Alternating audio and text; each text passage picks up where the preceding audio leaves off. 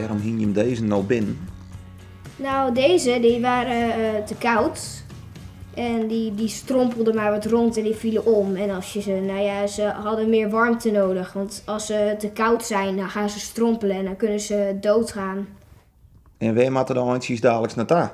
Nou, ze moeten straks daar, bij de flat, is er een vijver en daar moeten ze dan in. Daar gaan ze te water. Met de moeder eend. En hoe binnen ze hier alweer op het balkon gekomen?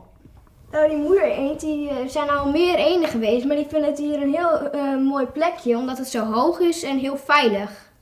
En ja, ik denk dat het misschien ook om de bomen ligt, of dat het zo hoog is. Maar het is wel heel erg dat ze natuurlijk niet makkelijk naar beneden kunnen. Maar mem is al ontgluren, zeg wel. Ja, die wil al lang echt heel graag naar beneden. Dus ik denk dat we straks maar ze naar beneden moeten laten. Het wordt tijd voor actie. Ja.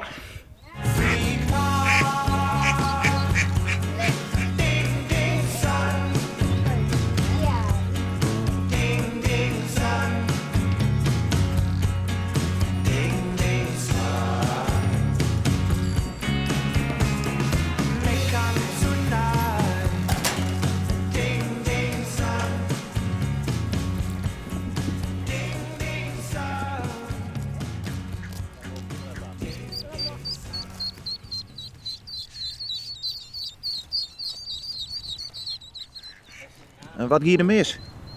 Ja, dat we misschien de eend te veel hebben afgeschrikt. En dat het toch niet lukte. Zodat, want die eenden, als je ze 1 keer afschrikt, dan gaan ze ook weg.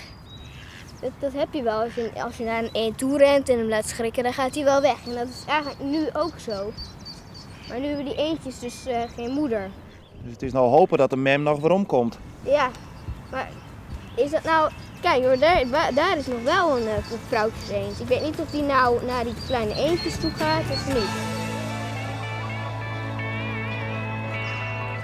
Ja, gooi maar in water. Goed zo. Goed Ja, zo. goed zo. Nou, het is nog wel goed gekomen. Eind goed, al goed. Ja.